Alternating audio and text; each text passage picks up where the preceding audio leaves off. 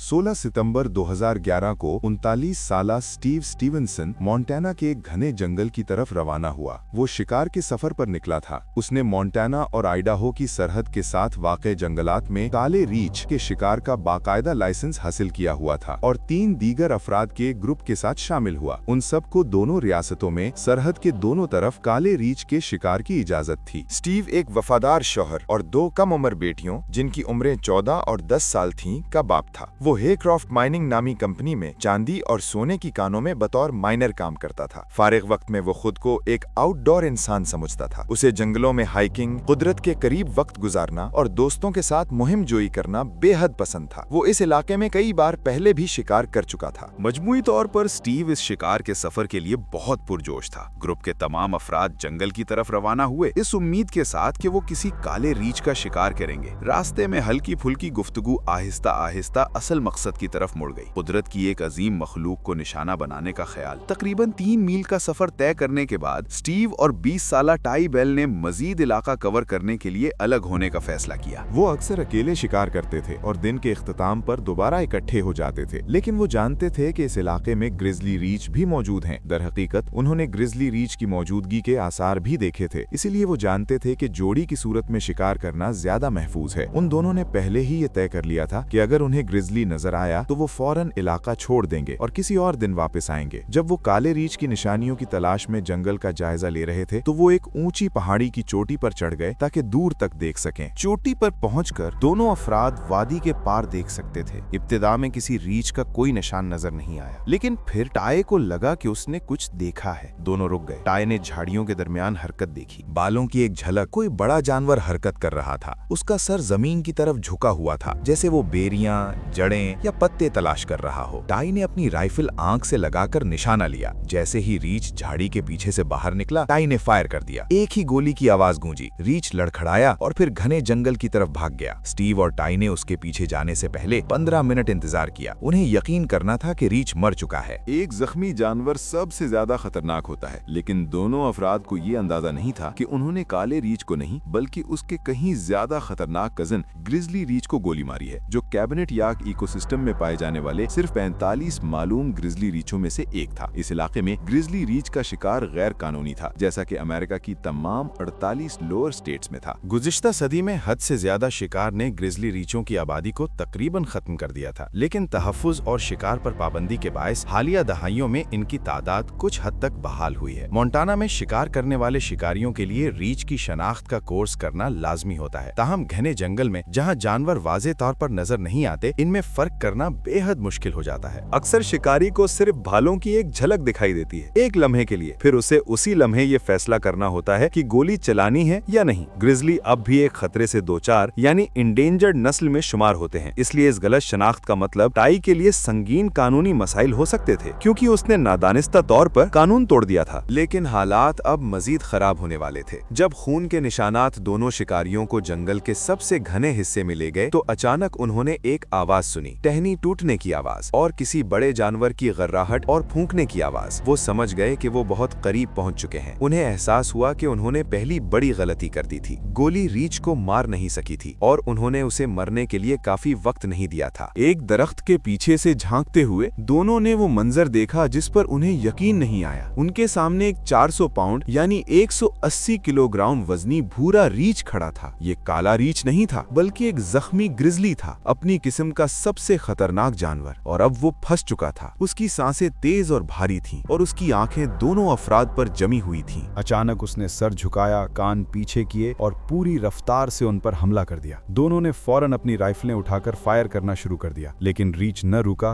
न लड़खड़ाया, न रास्ता बदला। वो मुसलसल उनकी तरफ बढ़ता रहा। स्टीव ने चीखकर रीछ को ललकारा। उसने अपने बाजू सर के ऊपर लहराकर तवज्जो बटाने की कोशिश की, क्योंकि उसने देखा कि रीछ की तवज्जो टाई पर मरकूज है। वो चाहता था कि रीछ उसकी तरफ आए, ना कि उसके कम उम्र साथी की तरफ। वो 20 साला लड़के को बचाना चाहता था। वो ऐसा ही इंसान था, बगैर सोचे, सिर्फ जिबिल्लत के तहत दूसरों की हिफाजत के लिए आगे बढ़ने वाला। और ये काम कर गया। चंद ही सेकंड्स में रीछ ने फासला तय किया और स्टीव की तरफ मुड़ गया। फिर वो उस पर झपट पड़ा। टाई ने अपनी बंदूक उठाकर फायर किया, लेकिन रीछ स्टीव को नोचने लगा। टाई अपने दोस्त की चीखें सुन सकता था। वो स्टीव को रीछ के नीचे दबा हुआ देख रहा था, जो पूरी ताकत से जानवर को खुद से हटाने की कोशिश कर रहा था, लेकिन रीछ का वजन बहुत ज्यादा था। रीछ के पंजों ने स्टीव की टांगों और धड़ को चीर डाला। उसके नोकीले दांत उसके चेहरे में पेवस्त हो गए। स्टीव ने लातें मारी मगर कुछ फायदा ना हुआ। टाई बार बार ट्रिगर दबाता रहा, हर बार बंदूक रीलोड करता, खुद को संभालने की कोशिश करता। उसके हाथ कांप रहे थे और दिल सीने में जोर जोर से धड़क रहा था। एक के बाद एक कई गोलियां चलीं। गोलियां रीच के पहलू में लगीं। टाई हर शॉट का असर देख सकता था, लेकिन रीच का हमला न रुका। गोलियां सिर्फ उसे मजीद गुस्सा दिला रही थीं। उसके जिस्म में दौड़ता एड्रेनालिन हर दर्द को दबा रहा था। फिर एक और गोली चली और इस बार रीच स्टीव के ऊपर से हट गया। स्टीव चंद कदम लड़खड़ाया और जमीन पर गिर पड़ा। रीच का जिस्म भी उसके करीब ही ढेर हो गया। टाई फौरन अपने दोस्त के पास पहुंचा। उसने स्टीव का सर अपनी गोद में लिया और उसे जगाने की कोशिश की, लेकिन स्टीव बेहरकत था। कोई आवाज नहीं, कोई हरकत नहीं। वो मर चुका था। उसके जिस्म से खून बह रहा था, लेकिन उसके सीने में एक गोली का जख्म भी था। हंगामे और घबराहट में टाई ने गलती से अपने ही दोस्त को गोली मार दी थी। आज तक ये मालूम नहीं हो सका कि आया गोली पहले रीच को लगी और फिर पलटकर स्टीव के सीने में जा लगी, या टाई ने बराह रास्त स्टीव को निशाना बना दिया। लेकिन हकीकत यही थी, स्टीव मर चुका था। एक खौफनाक और दर्दनाक अंजाम।